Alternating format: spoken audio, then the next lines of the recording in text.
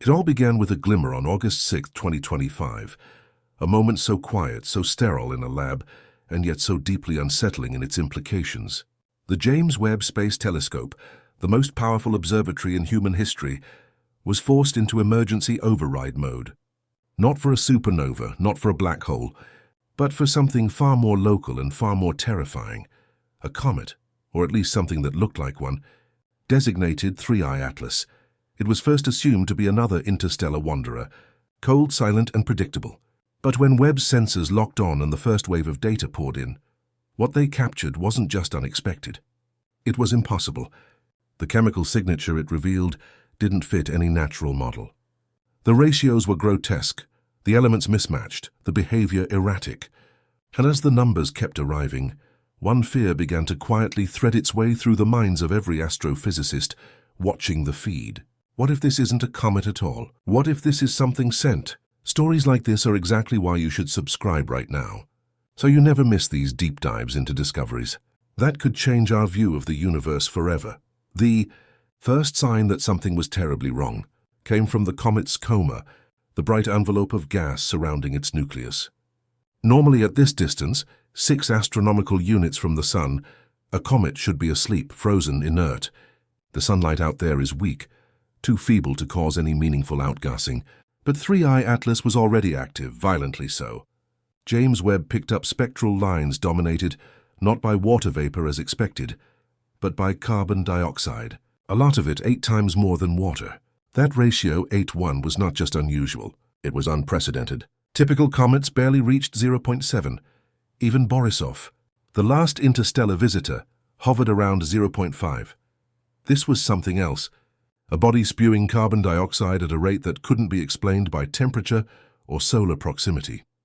It was as if the object had been designed to vent this exact compound under conditions where nature wouldn't permit it. Even stranger, the coma was ghostly thin. There was almost no dust, no solid debris, no typical chaos, just gas. Controlled, smooth and highly specific gas emissions that hinted at a different kind of chemistry, one alien to our understanding of comet formation. As the Webb telescope locked in deeper, the story turned darker. Its sensors picked up something even more disturbing than gas: nickel. Strong, consistent nickel spectral lines started appearing across the ultraviolet and near-infrared bands. Not traces, not anomalies, but powerful signals, clear, repetitive, and real. Nickel lines stacked perfectly above the background, rising in concentration the closer the object came. At 3.8 astronomical units, the output was already measuring above 10 to the 21st atoms per second. By 285 astronomical units, it had increased by an entire order of magnitude. But the shock wasn't the presence of nickel. It was what was missing: iron. Across all instruments from Webb to the Very Large Telescope to Gemini, iron was absent, flat, dead. No signal, no trace, not even noise. And that's not normal.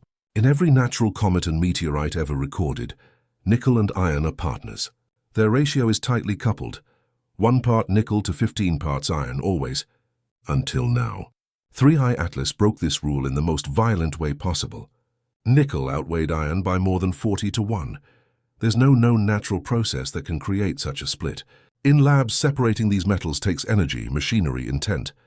And here, drifting silently through space, was an object doing it passively, or maybe not passively at all, even before the chemical signatures were fully decoded. Something else caught the eye of the Pan-STARRS tracking network. 3I Atlas was accelerating, but not like a comet would. Not from solar heating or pressure. It was too far from the sun, too cold for sublimation jets to generate that much momentum. And yet, over the span of just 72 hours, the object's velocity increased by 0.12 ms2. That number may sound small, but for a body 11 kilometers wide, the size of a city, that kind of acceleration is immense. Like seeing a cruise ship pick up speed in the middle of a dead calm ocean without engines. The change wasn't smooth either.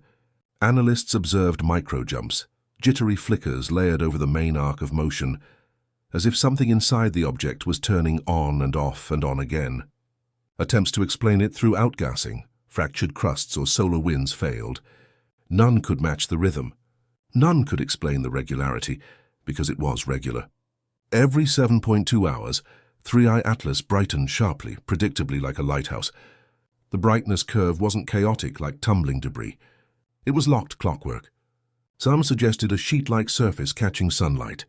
Others proposed a hollow rotating frame. But one thing was clear. This wasn't a rock. It was something moving with precision.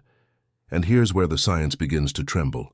Because when everything is ruled out, when sublimation, randomness, and chaotic structure all fail, what remains is a possibility no one wants to face. That 3i Atlas is engineered, built, manufactured. Perhaps not by intention. Perhaps it's debris. A fragment. A derelict vessel from a civilization that died before Earth grew forests. But maybe it's something worse.